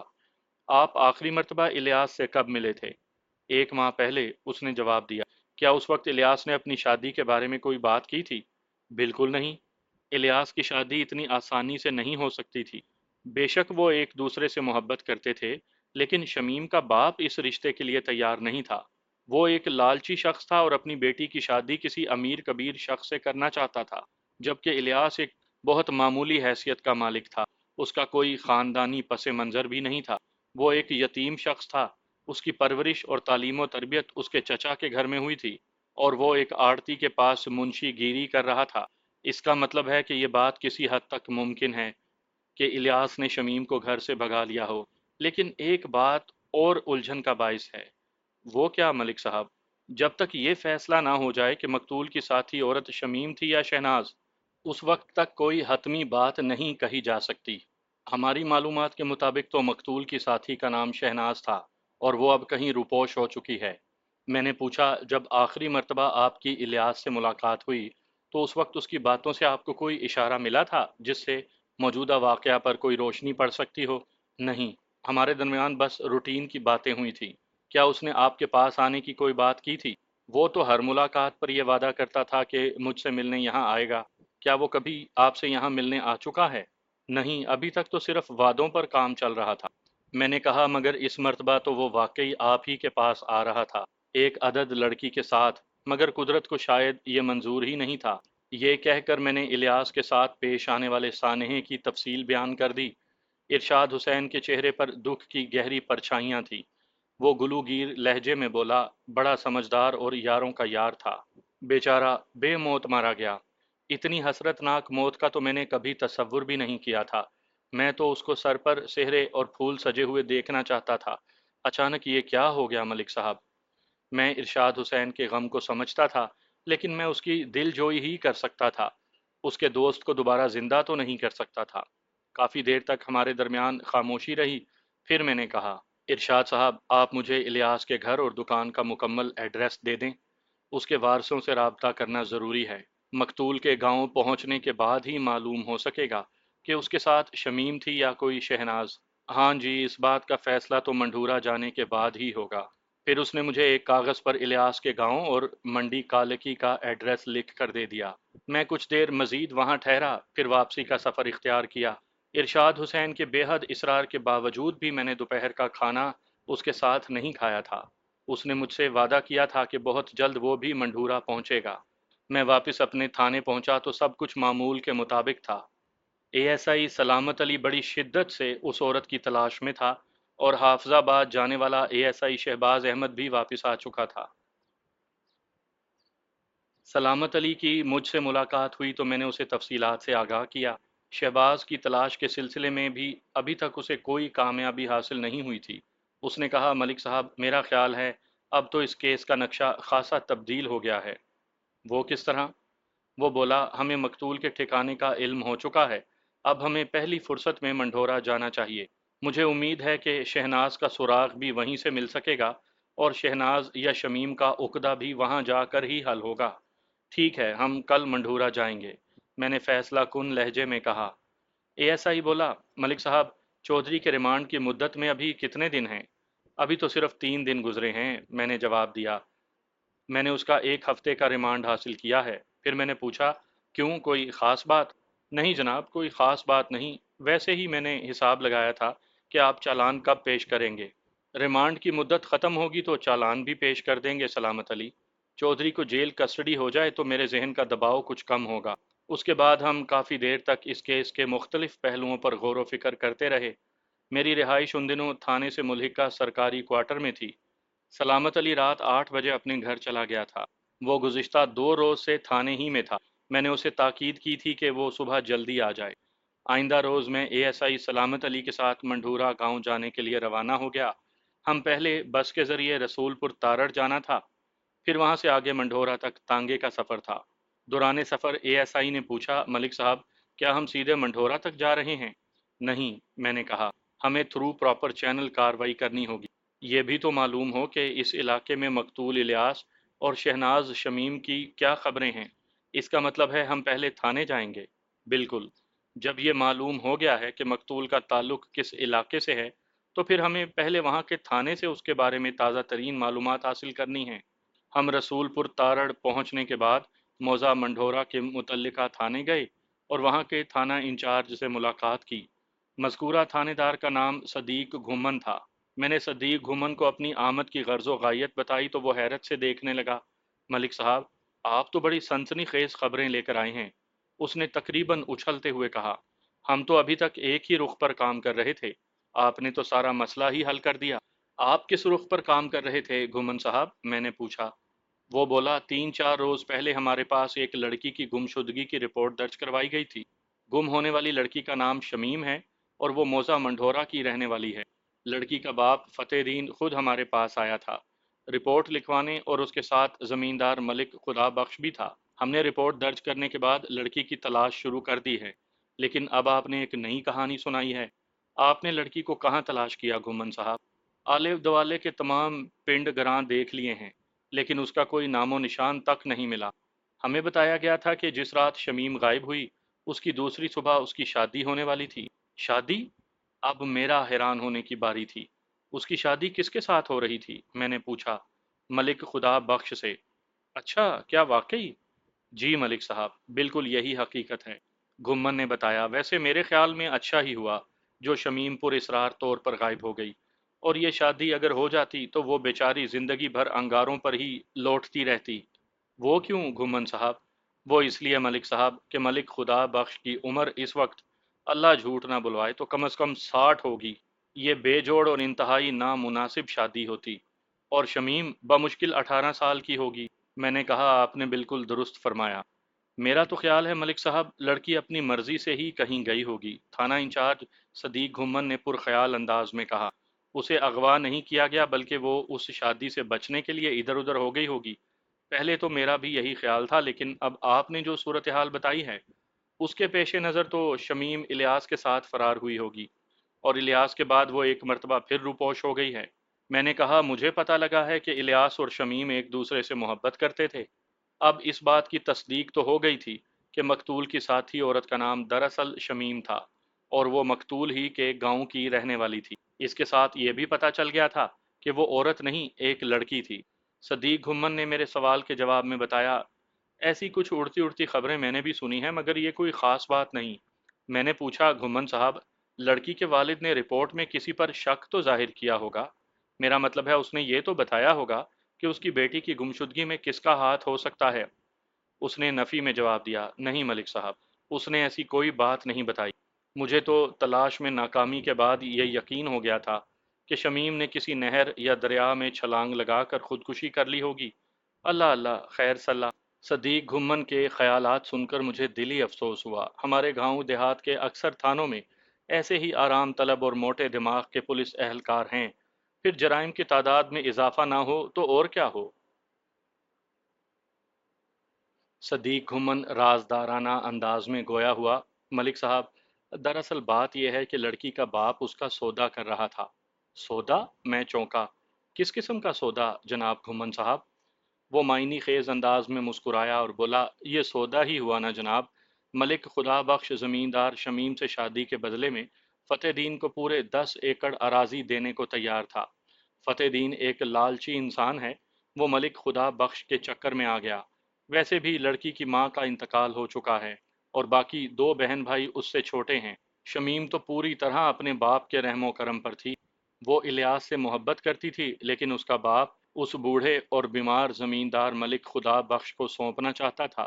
10 ایکڑ زمین کے لالچ نے اس کی مت مار دی تھی۔ میں نے کہا، اس سے تو لگتا ہے کہ ملک خدا بخش خاصا اثر و رسوخ والا بندہ ہوگا۔ اس نے اسبات میں جواب دیا، بہت بڑا زمیندار ہے جناب۔ ایک بات سمجھ میں نہیں آئی۔ کون سی بات ملک صاحب؟ کہ شمیم کے اچانک پر اسرار طور پر غائب ہو جانے پر کسی کا دھیان الیاس کی طرف کیوں نہیں گیا؟ وہ دونوں ایک ہی گاؤں میں تو رہتے تھے۔ شمیم کے ساتھ ساتھ وہ بھی تو گاؤں سے غیر حاضر ہوا ہوگا۔ آپ کی الجھن بالکل ٹھیک ہے ملک صاحب، لیکن اس کی بھی ایک خاص وجہ ہے۔ وہ کیا وجہ ہے؟ بات دراصل یہ ہے ملک صاحب کہ الیاس زیادہ وقت گاؤں سے باہر رہتا تھا۔ مجھے بتایا گیا ہے کہ وہ حافظ آباد میں منڈی کالکی کی کسی دکان پر منشی گیری کرتا تھا۔ 2 ہفتے میں صرف ایک دن کے لیے وہ منڈھورا آتا تھا، یعنی ہر 15 دن کے بعد، ایک ماہ میں 2 مرتبہ۔ جس روز شمیم گھر سے غائب ہوئی اس سے کوئی 2 دن پہلے ہی الیاس منڈھورا سے ہو کر گیا تھا، اور اب 15 دن سے پہلے اس کے آنے کی کوئی امید نہیں۔ اسی لیے الیاس کی طرف کسی نے دھیان نہیں دیا۔ گھمن صاحب، کیا آپ نے اپنے طور پر منڈی کالکی سے الیاس کے بارے میں جاننے کی کوشش کی تھی؟ کمال کرتے ہیں آپ بھی ملک صاحب۔ جب لڑکی کے مدعی نے رپورٹ میں کسی پر شک نہیں کیا، اس نے تو سیدھی سیدھی شمیم کی گمشدگی کی اطلاع دی تھی۔ ہاں، اگر اس نے شمیم کے اغوا کی رپورٹ لکھوائی ہوتی اور کسی اغوا کنندہ کا نام بھی بتایا ہوتا تو ہم ضرور اس شخص کے بارے میں تفتیش کرتے۔ مجھے ایک مرتبہ پھر گھومن کی سوچ اور فرائض سے غفلت پر افسوس ہوا، تاہم میں نے اس سے کہا کچھ نہیں۔ وہ ایک روایتی قسم کا تھانے دار تھا اور جو مکھی پر مکھی مارنے کے سوا کچھ نہیں کرتا تھا۔ وہ مجھ سے چھوٹا اور نا تجربہ کار بھی تھا، لیکن اس کے ٹور کسی وڈے تھانے دار سے بھی زیادہ تھے۔ میں نے کہا، گھمن صاحب، اب تو اس بات میں کوئی شک نہیں کہ الیاس مقتول ہے اور شمیم ایک مرتبہ پھر روپوش ہو چکی ہے۔ مقتول الیاس کی لاش ضلعی ہسپتال کے سرد خانے میں ہے اور قاتل ریمانڈ پر ہماری کسٹڈی میں ہے۔ منڈھورا گاؤں آپ کے تھانے کی حدود میں آتا ہے، اس لیے اب آپ فوری طور پر مقتول کے وارثوں سے رابطہ کرنے کی کوشش کریں اور ضلعی ہسپتال سے مقتول کی لاش کو حاصل کر کے اسے متعلقہ لوگوں تک پہنچانے کا بندوبست بھی کریں۔ قتل چونکہ میرے تھانے کی حدود میں ہوا ہے، اس لیے چودھری حق نواز والا معاملہ میں خود دیکھ لوں گا۔ اور شمیم کا کیا ہوگا ملک صاحب؟ اس کی گمشدگی کی رپورٹ تو ہمارے پاس درج کروائی گئی تھی نا؟ میں نے کہا، اسے تلاش کرنا آپ کی ذمہ داری ہے، اگر آپ چاہیں تو۔ نہ چاہتے ہوئے بھی میرا لہجہ خاصا تلخ و ترش ہو گیا تھا۔ کیوں نہیں، کیوں نہیں، میں اس کو بھلا کیوں تلاش نہیں کروں گا؟ دراصل ابھی تک اس کے بارے میں کوئی سراغ یا اشارہ نہیں ملا تھا نا۔ اب تو میں نے آپ کو بہت سارے اشارے دے دیے ہیں۔ بہت شکریہ جناب، لیکن مجھے آپ کا تعاون چاہیے ہوگا۔ میں ہر طرح کے تعاون کے لیے تیار ہوں، میں نے کہا۔ صدیق گھمن نے فوراً اپنے ایک ماتحت کو بلایا اور کہا، تم اسی وقت منڈھورا روانہ ہو جاؤ اور شمیم کے باپ فتح دین کو لے کر تھانے آؤ۔ اس نے پوچھا، جناب کیا ملک صاحب کو بھی بلانا ہے؟ غالباً ملک صاحب سے اس کی مراد ملک خدا بخش تھا، جو شمیم سے شادی کرنے والا تھا۔ صدیق گھمن نے اس کانسٹیبل کو جھڑکا، تمہاری زبان بہت زیادہ چلتی ہے، جتنا کام بتایا جائے بس اتنا ہی کرو۔ جناب میں کسی اور کو بھی اپنے ساتھ لے جاؤں؟ ہاں، ایک کانسٹیبل اور ساتھ لے جاؤ۔ میں نے گھومن سے کہا، آپ مقتول کے وارثوں سے بھی رابطہ کر لیں، یہ زیادہ ضروری کام ہے۔ اس بیچارے کا ہے کون ملک صاحب؟ بچپن ہی میں یتیم ہو گیا تھا، چچا چچی نے پالا پوسا، وہ دونوں بے اولاد تھے، انہیں اولاد مل گئی اور الیاس کو سرپرست۔ یہ حقیقت اپنی جگہ گھومن صاحب، لیکن مقتول کی لاش ان تک پہنچانا ضروری ہے۔ وہ تو ابھی تک یہی سمجھ رہے ہوں گے نا کہ ان کا بھتیجا منڈی کالکی میں آڑت کا حساب کتاب لکھ رہا ہوگا۔ جوان الیاس کی لاش وصول کر کے ان پر تو قیامت ہی ٹوٹ پڑے گی۔ صدیق گھمن نے کہا، اسی لیے ملک صاحب میں فوری طور پر انہیں اس صدمے سے دوچار نہیں کرنا چاہتا۔ پہلے میں فتح دین وغیرہ سے بات کر لوں، پھر مقتول کے وارثوں کے بارے میں سوچوں گا۔ ویسے بھی مقتول کی لاش کو یہاں لانے میں کچھ وقت تو لگے گا ہی نا۔ بہرحال یہ آپ کے اندرونی معاملات ہیں گھمن صاحب، آپ جس طرح چاہے مناسب سمجھیں کرتے رہیں، میں نے اپنا فرض پورا کر دیا، اب ہمیں اجازت۔ اس کے ساتھ ہی میں اٹھ کھڑا ہوا۔ صدیق گھمن اپنی کرسی سے اٹھ کر بولا، نہیں جناب، ایسے نہیں جانے دوں گا ملک صاحب۔ پھر کیسے جانے دیں گے؟ مجھے اپنی خدمت شدمت کا موقع تو دیں، میں دوپہر کے کھانے کا انتظام کرواتا ہوں، آپ تشریف رکھیں، ابھی ککڑ شکڑ تیار ہو جاتے ہیں۔ اس زحمت کی ضرورت نہیں گھمن صاحب۔ زحمت کیسی ملک جی، یہ تو کھانے کا وقت ہے۔ میرا وہاں آنے کا مقصد پورا ہو چکا تھا، اب میرا مزید رکنا وقت ضائع کرنے کے مترادف تھا۔ میں نے اپنی ذمہ داری نبھا دی تھی۔ اس کے آگے تھانے دار صدیق گھمن کا کام تھا۔ میں نے معذرت کی اور وہاں سے نکل آیا۔ کچھ دیر کے بعد ہم دونوں ایک بس میں سوار ہو کر اپنے علاقے کی طرف واپسی کا سفر شروع کر چکے تھے۔ آنے والے 2 روز میں مقتول الیاس کی لاش اس کے چچا چچی کے حوالے کر دی گئی۔ اس کے بعد ان کے گھر میں جو قیامت برپا ہوئی ہوگی، اس کا میں بس تصور ہی کر سکتا تھا۔ الیاس کی موت انتہائی حسرتناک انداز میں ہوئی تھی۔ ریمانڈ کی مدت پوری ہونے کے بعد میں نے چالان عدالت میں پیش کر دیا۔ میں نے چالان کی تیاری میں اس بات کا خاص طور پر خیال رکھا تھا کہ کسی بھی صورت چودھری حق نواز بچ نہ پائے۔ چودھری کو عدالت کے حوالے کرنے کے بعد میں مطمئن ہو گیا تھا۔ تقریباً 2 سال تک یہ مقدمہ چلتا رہا، پھر سیشن کورٹ نے چودھری کو سزائے موت سنا دی۔ بڑے چودھری علی نواز کھرل نے عدالت کے فیصلے کے خلاف ہائی کورٹ میں اپیل دائر کر دی اور پیسہ پانی کی طرح بہانے لگا۔ اس کے ساتھ ہی وہ اپنا اثر و رسوخ بھی استعمال کر رہا تھا۔ اس کی تگ و دو کا نتیجہ یہ برآمد ہوا کہ ہائی کورٹ نے سزائے موت کو سزائے قید تا حیات میں بدل دیا۔ میں اپنی کامیابی پر جس قدر مسرور تھا، چودھری علی نواز کھرل اپنی شکست پر اتنی ہی شدت سے تل ملایا ہوا تھا۔ وہ اپنی پوری کوشش کے بعد بھی حق نواز کو سزا سے نہیں بچا سکا تھا، تاہم میں اس کی انتقامی کارروائی کا نشانہ بن گیا۔ جب تک مقدمہ چلتا رہا، اس وقت چودھری علی نواز کی توجہ پوری طرح بیٹے کی رہائی پر لگی رہی، لیکن جیسے ہی عدالت نے حق نواز کو سزا سنائی، علی نواز کی توپوں کا رخ سیدھا میری طرف ہو گیا۔ وہ اپنی تمام تر کوششوں کے باوجود بھی حق نواز کے لیے کچھ نہ کر سکا تھا۔ اس کا اثر و رسوخ کارآمد ثابت نہ ہو سکا، لیکن میرے معاملے میں اس کے تعلقات کی قوت کام کر گئی۔ چودھری علی نواز کھرل میرا تبادلہ کروانے میں کامیاب ہو گیا۔ میرے لیے یہ کوئی نئی بات یا پریشانی والی بات نہیں تھی۔ ایک ایماندار اور فرض شناس پولیس آفیسر کو ایسی صورتحال سے اکثر واسطہ پڑتا ہی رہتا ہے۔ قصہ مختصر، میں پنڈی بھٹیاں کے تھانے سے تبدیل ہو کر جھنگ صدر کے ایک تھانے میں آ گیا۔ یہ کہانی یہیں پر ختم ہو جاتی اگر سرور حسین سے دوبارہ ملاقات نہ ہوئی ہوتی۔ وہی سرور حسین جو 2.5 سال قبل پنڈی بھٹیاں کے لاری اڈے پر مجھ سے ملا تھا، جس نے بابا نظام دین کے ساتھ بس میں سفر کیا تھا اور مقتول کی ساتھی عورت کو دیکھنے ہمارے ساتھ ہی ہسپتال گیا تھا۔ سرور حسین سے میری دوسری ملاقات جھنگ صدر کے مین بازار میں ہوئی تھی۔ میں نے تو اسے دیکھا بھی نہیں تھا، مگر اس کی نظر مجھ پر پڑ گئی تھی۔ وہ اچانک میرے سامنے آیا، ملک صاحب آپ یہاں جنگ میں؟ میں نے بغور اس کا جائزہ لیا اور مجھے یاد آ گیا کہ میں نے پہلے اسے کہاں دیکھا تھا۔ میں نے کہا، سرور حسین بھائی میں تو سرکاری ملازم ہوں، سرکار جہاں بھیج دے جانا پڑتا ہے، لیکن تم یہاں کیا کر رہے ہو؟ تمہارا گھر تو حصے کی میں نہیں تھا؟ اس نے جواب دیا، جناب گھر تو میرا وہیں ہے، لیکن پچھلے سال میں نے شادی کر لی تھی اور میری سسرال کھیوا میں ہے، میں اپنی سسرال آیا ہوا تھا تو ادھر جھنگ میں بھی کچھ خریداری کرنے چلا آیا اور اتفاق سے آپ سے ملاقات ہو گئی۔ چلو یہ بھی اچھی بات ہے، میں نے کہا، پھر بھرجائی کو میرا سلام کہنا۔ بھئی سرور حسین، تم نے تو بڑے یادگار قصبے کی عورت سے شادی کی ہے۔ کھیوا تو اپنا ایک تاریخی اور رومانی پس منظر رکھتا ہے۔ یہ بات تو آپ نے ٹھیک کہی جناب، وہ خوش ہو گیا۔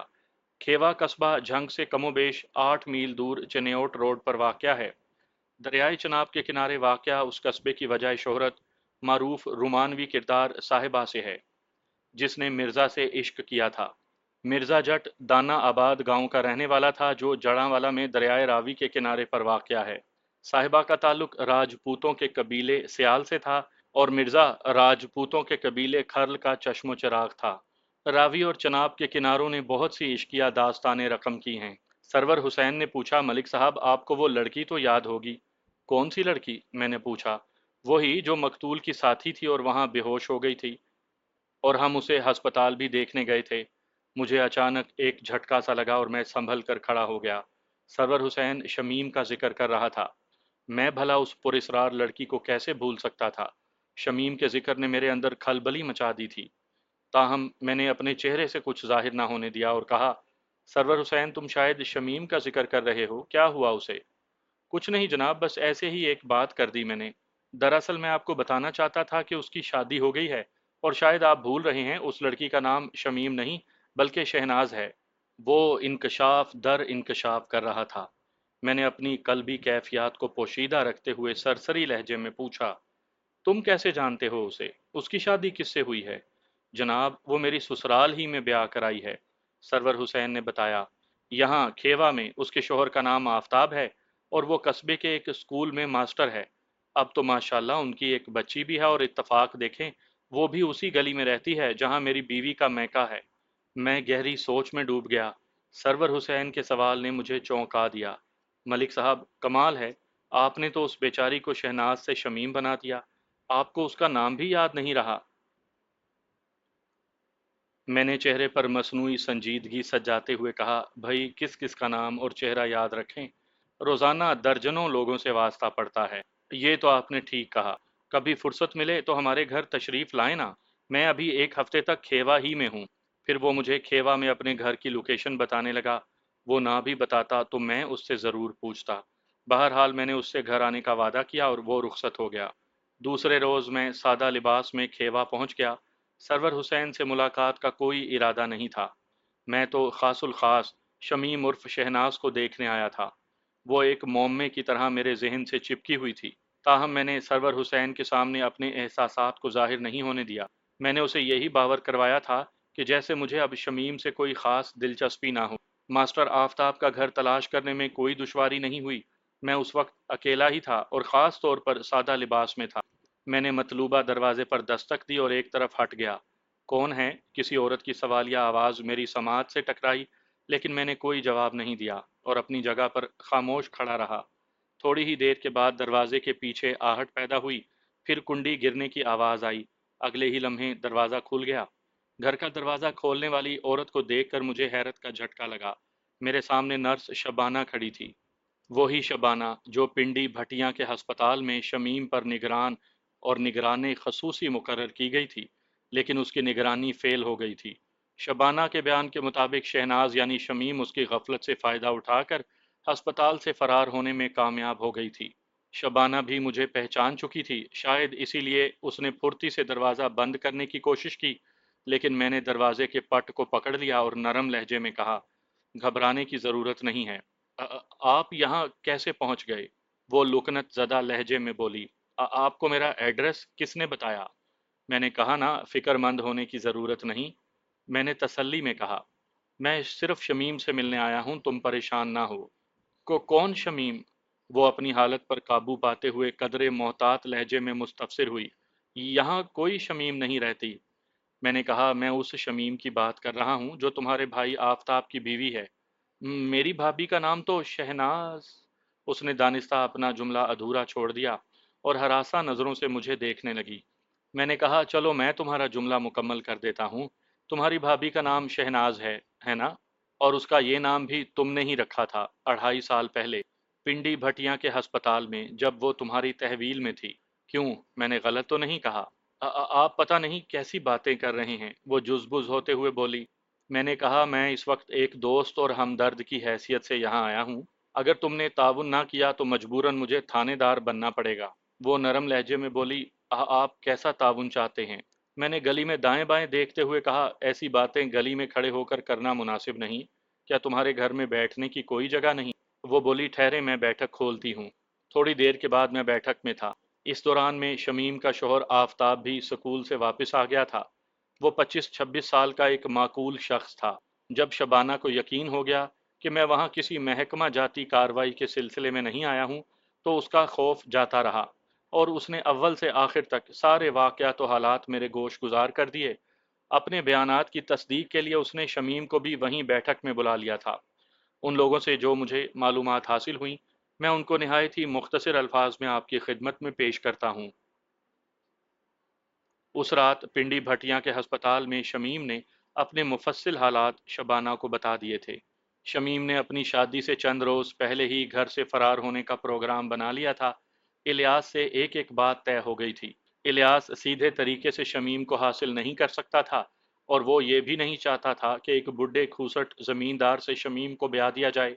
चुनाचे तयशुदा प्रोग्राम के मुताबिक आधी रात को इलियास ने एक घोड़े को बांध दिया और शमीम का इंतज़ार करने लगा। शमीम को रात के आखिरी पहर छत पर आना था, जहां से रस्से की मदद से वो मकान के अकब में इलियास के पास पहुंच जाती। शमीम मुकर्ररा वक्त पर अपने घर की छत पर पहुंच गई। नीचे से इलियास ने वो मखसूस रस्सा छत पर फेंक दिया जिसके सहारे शमीम को नीचे उतरना था। शमीम ने रस्से को छत पर नस्ब एक मजबूत आहनी खूंटे से बांधा और दीवार के साथ पांव टिकाते हुए थोड़ी ही कोशिश के बाद नीचे उतर आई। उसके बाद वो दोनों घोड़े पर सवार हुए और घोड़ा रसूलपुर तारड़ की जानिब बढ़ने लगा। इलियास ने अपने पास 500 रुपए भी रख लिए थे, जो उस जमाने में कोई मामूली रकम नहीं थी।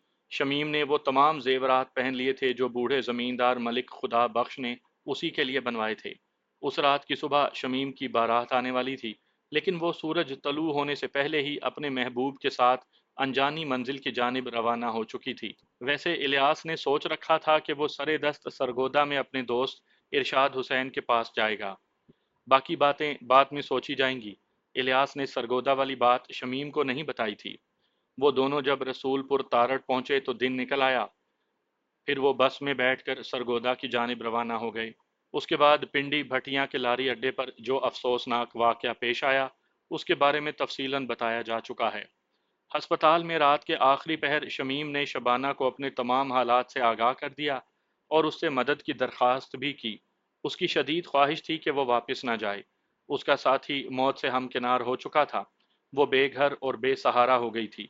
शबाना ने उसे बताया कि अगर वो अस्पताल ही में रही तो पुलिस वाले उसे ज़रूर वापस उसके गांव भेज देंगे। इस पर शमीम उसके कदमों में गिर गई और रोते हुए इल्तजा की कि वो उसे कहीं गायब कर दे। उसके बाद ही शबाना ने शमीम को अस्पताल से गायब करने का मंसूबा बनाया था। शमीम को शहनाज का नाम भी उसी ने दिया था। बाथरूम वाला ड्रामा रचाकर शबाना ने शमीम को अपने क्वार्टर में छुपा दिया। वो अस्पताल के क्वार्टर में रहती थी और हफ्तेवार छुट्टी पर ही अपने घर खेवा जाया करती थी। जब शमीम की तलाश का हंगामा सर्द पड़ गया तो शबाना ने निहायत राजदारी के साथ शमीम को खेवा पहुंचा दिया। गुज़िश्ता 1 साल से वो अस्पताल की नौकरी छोड़ चुकी थी और अब घर ही में रहती थी। आफताब और शमीम की शादी भी शबाना ही की कोशिशों से हुई थी। इस तरह अब शमीम उनके ख़ानदान की एक फ़र्द बनकर ज़्यादा महफूज हो गई थी। यहाँ खेवा में सब लोग उसे शहनाज के नाम ही से जानते थे। ये तमाम वाक़यात सुनाने के बाद शबाना ने कहा, मलिक साहब, मैंने आपके सामने किसी गलत बयानी से काम नहीं लिया और मैंने जो कुछ भी किया खलूस नियत और हमदर्दी के जज्बे के तहत किया। अगर शमीम, जो अब शहनाज है, वापस मंढोरा चली जाती तो इसका लालची बाप 10 एकड़ अराजी के एवज इसे मलिक खुदा बख्श के हवाले कर देता। मैंने शहनाज की दरख्वास्त पर इसकी ज़िंदगी बनाने की कोशिश की है और आप देख रहे हैं कि ये अपने शोहर और बच्ची के साथ खुश भी है। अगर आप मेरे इस अमल को जुर्म समझते हैं तो मुझे गिरफ्तार कर सकते हैं। बात खत्म करते ही शबाना ने अपने दोनों बाजू मेरे सामने फैला दिए। शमीम तड़प कर आगे बढ़ी और गुलूगीर आवाज में बोली, बाजी शबाना का इसमें कोई कसूर नहीं। अगर गिरफ्तार ही करना है तो मुझे गिरफ्तार करें। इस तमाम किस्से की जड़ मैं हूँ। फिर उसने भी अपनी बाहें मेरे सामने फैला दी। आफताब एक जानिब खामोश बैठा था। मैंने गंभीर आवाज में कहा, तुम दोनों अपने बाजू समेट लो। उन दोनों ने ताज्जुब खेज नजरों से मुझे देखा। मैंने शमीम को मुखातिब किया, शमीम, तुम्हें तो आफताब ने अपनी मोहब्बत की जंजीर में गिरफ्तार कर रखा है। क्या ये असीरी तुम्हें पसंद नहीं जो मेरे हाथों गिरफ्तार होना चाहती हो? शमीम के चेहरे पर हया की सुर्खी नमूदार हुई और उसने गर्दन झुका दी। मैं उठकर खड़ा हुआ और अपनी जेबों को टटोलने लगा। شمیم کی 1 سالہ بچی اس کی گود میں سے جھانک کر میری طرف دیکھنے لگی۔ میں نے اپنی جیب سے کچھ کرنسی نوٹ نکال کر بچی کے ہاتھ میں تھما دیے۔ شمیم نے فوراً وہ رقم بچی کے ہاتھ سے لے لی اور حیرت آمیز لہجے میں بولی، اتنے زیادہ پیسے؟ کتنے ہیں؟ شبانہ تجسس آمیز لہجے میں بولی، پورے 550 روپے ہیں باجی۔ شمیم کی آواز فرتے جذبات سے کپ کپا رہی تھی۔ میں نے کہا، 50 روپے میری طرف سے بچی کے لیے ہیں اور باقی 500 مقتول کی امانت کے طور پر میرے پاس رکھے تھے، جو اس کی جامعہ تلاشی سے برآمد ہوئے تھے۔ ان پر صرف اور صرف شمیم کا حق ہے، حالانکہ میں یہ رقم شہناز کو دے رہا ہوں۔ آخری جملہ میں نے مسکراتے ہوئے ادا کیا تھا۔ شمیم تو اپنے محبوب کے ساتھ ہی ختم ہو گئی تھی، صاحبہ کی طرح۔ وہ تینوں ہکا بکا مجھے دیکھ رہے تھے۔ میں نے انہیں خدا حافظ کہا اور وہاں سے چلا آیا۔ اس وقت میں ایک ناقابل یقین روحانی سکون محسوس کر رہا تھا۔ محبت کرنا کوئی جرم نہیں ہے۔ 400 سال بعد صاحبہ کی تاریخ کو دہرانے والی محبت کی متولی شمیم کو میں کس جرم میں گرفتار کرتا؟